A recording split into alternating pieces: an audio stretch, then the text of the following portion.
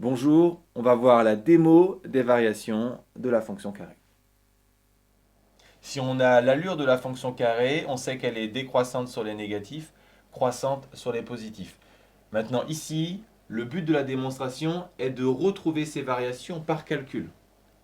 Donc on a vu la méthode dans une vidéo sur le sujet.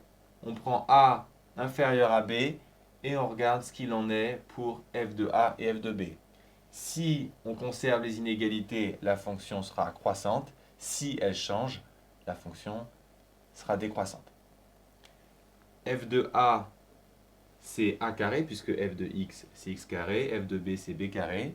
Si on a A inférieur à B, qu'est-ce qu'on peut dire de A carré et B carré? Est-ce que le sens des inégalités change? Oui, si la fonction carré est décroissante. Non, si la fonction carré est croissante. Mais le problème, c'est qu'on ne sait pas encore où elle est croissante et décroissante, car on n'a pas le droit d'utiliser nos connaissances sur la courbe, puisqu'on doit tout démontrer par le calcul. Donc ici, avec cette méthode, on est coincé. La méthode qui consiste à reconstruire f de A et f de B ne marche pas ici. On veut comparer f de B et f de A. Et la clé est une astuce qui peut vous servir tout le lycée.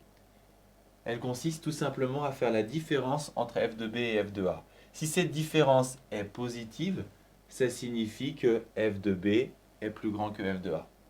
Et si cette différence est négative, c'est le contraire.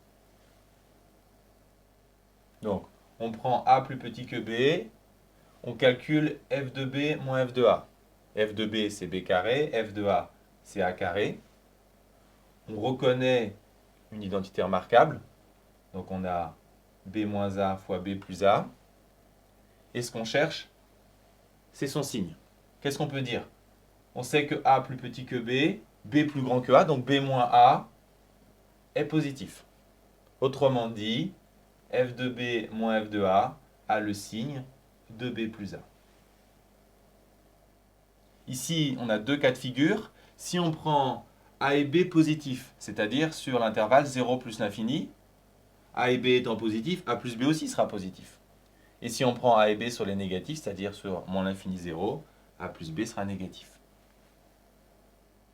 Pour rédiger, si A et B sont pris sur l'intervalle des positifs, A plus B aussi sera positif.